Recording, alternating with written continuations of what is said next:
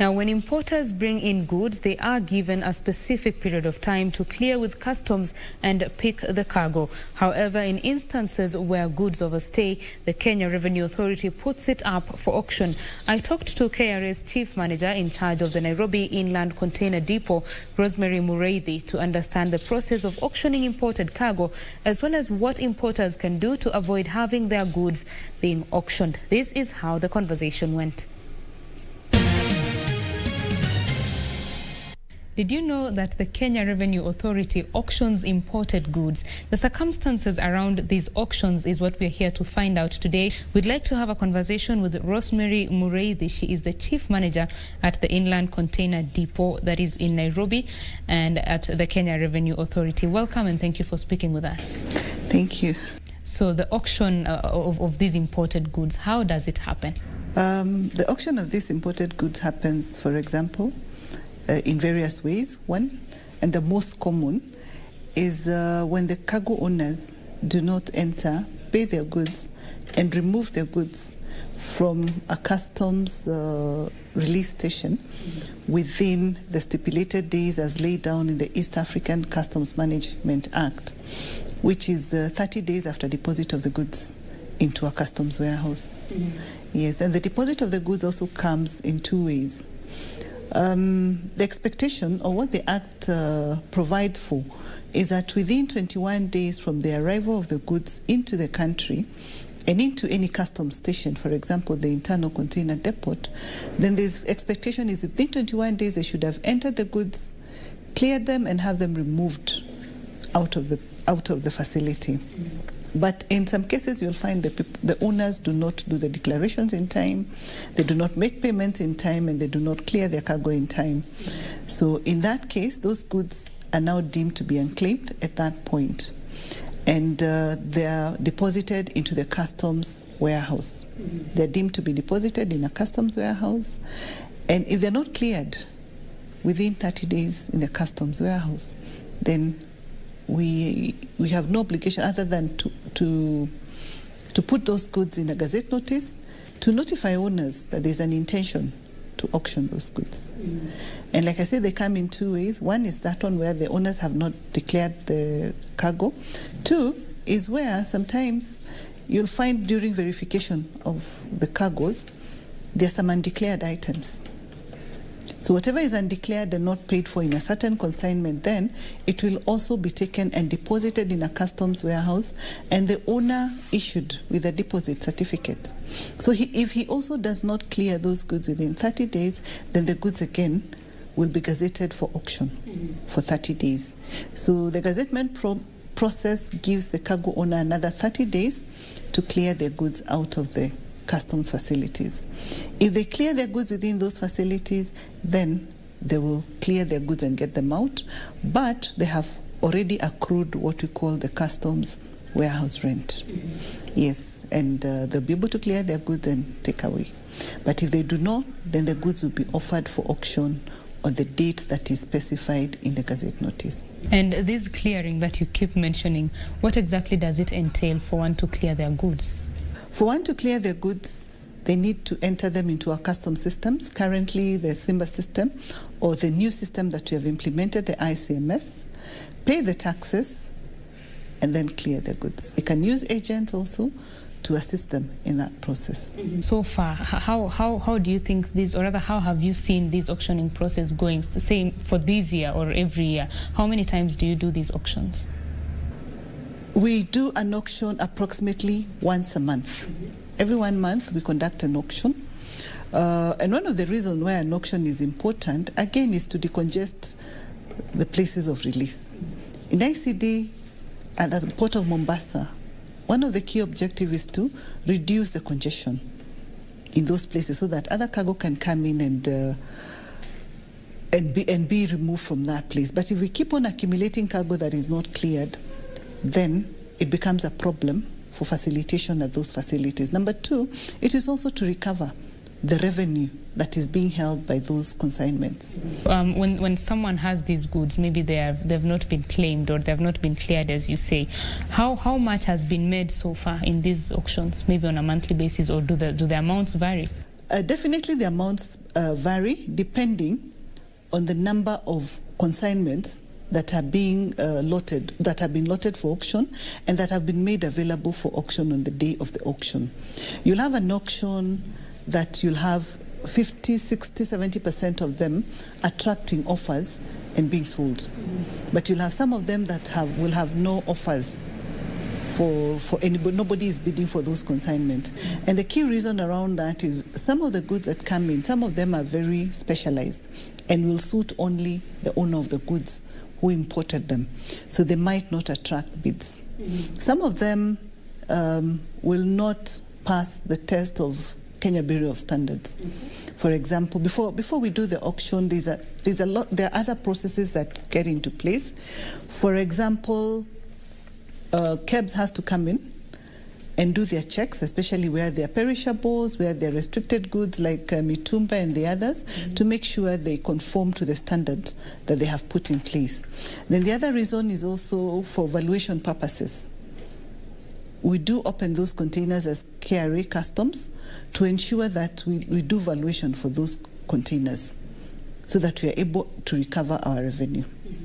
So what happens to those goods that have not been, maybe a bid has not been put up for them, or they have not met the standards of KEBS? What happens to them?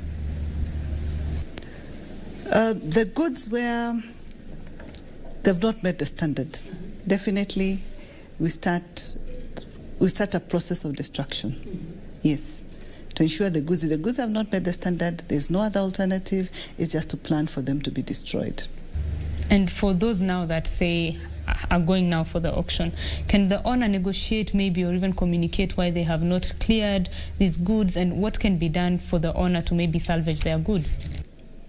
Remember when we started the interview, we talked about having a gazettement notice of 30 days. So the owners have been given a chance within those 30 days to come in and clear their goods.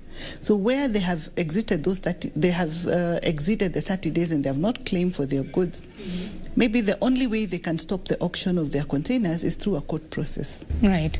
And so if you're an owner of the goods, you're still allowed to participate in the sale? Yes, you are. This is a public auction.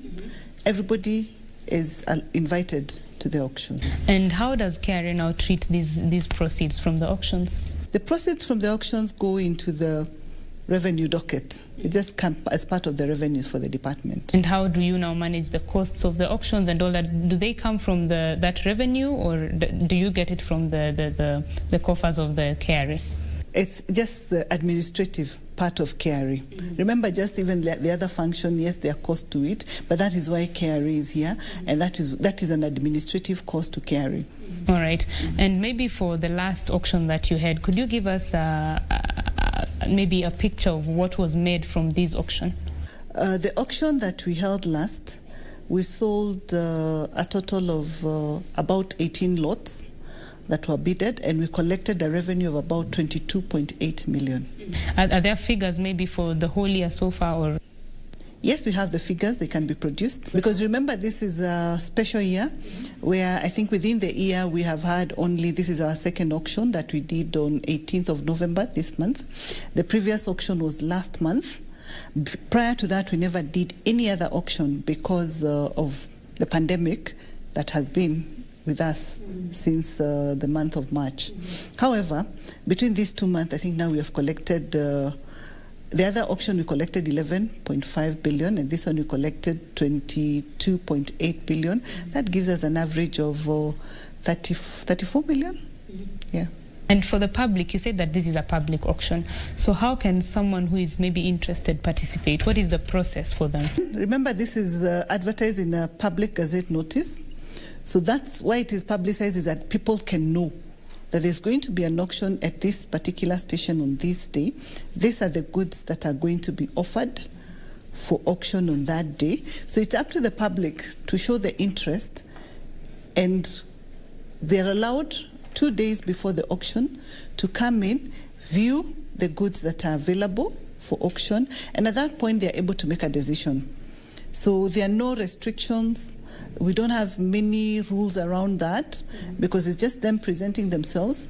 And maybe in certain restricted areas like ICD, they would need to meet the basic requirements where they register at the gates. They come in with their reflector jacket and anything else that is needed for safety. And most of all, maintain the Ministry of Health instructions on safe distancing and other measures to prevent COVID. All right. And now for goods such as perishable goods, of course, 21 days could be a long time to wait for these goods to follow that process. Is there maybe a process for this, or how does it work? Yes, we have exceptions. One, like you said, good for perishables. And also in certain stations across the country, like especially the border points, we do have sale of live animals. We have live animals crossing, and they're going to be intercepted for one reason or another, especially payment of the taxes. So for those two categories of goods, we do offer special auctions where we sell these goods to interested party on some private treaties. And how maybe do you reach the owners of the goods, or just make sure that they have the communication that this is happening? We try to reach out to the goods, especially where there is formal documentation, for example, the manifest for containerized cargo. But at the borders, it's tricky when you just have cargo and you have no documentation, so you might not even know who the owners are, some of that cargo, so we are not able to reach out to them. But again, we still keep saying it's a responsibility of the owner to make sure that they're tracking their consignments, how they're moving. Can someone maybe prove that they could not clear these goods because of unavoidable circumstances, or how can they make any proceeds from this? Yes, the auction process is very clear that at the time of auction, like we said, first of all, the monies that are gotten from the proceeds of auction, first of all, it goes to cater for the customs revenues that were due. Then it would go to cater for other incurred expenses even by other government agencies like the Port Authority and the shipping line, because they also have a stake in that. Now, if there is any other money that would be remaining from the proceeds of auction, the owner is allowed by the East African Customs Management Act to request to be given back that money. What remains after that? And again, that is within the stipulated period of 12 months. So that must be done within 12 months. But in most of the cases, we have not seen many people reaching out to do that. And the amounts that you've been collecting over these auctions, is it sufficient to maybe cater for the import duty that would have been charged? Were they picked by the owners? In most cases it is, because remember, we have done verification, we have done valuation on those goods. But there are instances where the bids do not attract any interest. Nobody bids for some of this consignment. So we will present those goods for the next auction. When there's a next auction, the goods that did not attract any bids in the previous auction, they'll be offered again. And we do that 3 times consecutively. If within 3 times they do not attract any bids still, then we do a revaluation. And when we do the revaluation, then the value would go lower. The expected bid price would go lower, and maybe it attracts yield at that time. So is there anything about the auction process that we have not discussed that the public should know? Yes. One is that there is that requirement, they are given a responsibility of making sure that they enter their goods and they pay to government the taxes that are due to government, and they remove their goods. Because again, it's costly. It's a costly thing. They spend money to buy those goods. And they should plan adequately to make sure they clear their goods within time. Most of the common reasons that we see people not coming to clear their goods is proper management of the whole process. You'll find somebody has brought in goods, they're not adequately prepared to pay the requisite taxes. So as you plan to do an importation, also plan the whole hog, that you know how much is it going to cost you in terms of shipping line, in terms of Port Authority charges, customs revenue, and everything else, so that you're well prepared. We've seen cases where people come in and they've not arranged with the banks and other financial providers on getting money to pay taxes. We've seen cases where people have imported goods and they do not have the requisite documents on the other side. For example, the pre-shipment inspection certificates for purposes of Kenya Bureau of Standards. So those goods will end up being here and they're not being cleared. We'll see cases of where the importer has not paid the supplier his money. So he's not been given all the documents to facilitate clearance. So at the end of the day, those goods are left in customs and we are forced to sell them. The right scenario we'd like to see is everybody clearing their cargo and taking their cargo to the use they intended those goods to go into. Yes, and it will save the country a lot of money. It will spur business because people will do what they needed to do with that cargo. Right, and where would they find this information easily? The information is there. I think our marketing department did a journey map for our department, and everything they need to know is on our website. And the taxes due are based on the value of the goods, which is available to the owner because he's the only one who knows the actual value. So he just needs to declare the actual value of what he spent to buy those goods, and then he will do the documentation in our systems, and the systems will automatically compute the taxes that are payable. So as we come to a close of this, what's your parting shot? My parting shot is, as much as possible, to encourage importers of cargo, please come and clear your cargo. Do not allow your cargo to be bought by somebody for whom that cargo was not intended for. And over and above that, it's about planning. Plan well and make sure that you're able to clear your consignments before they start accruing damages.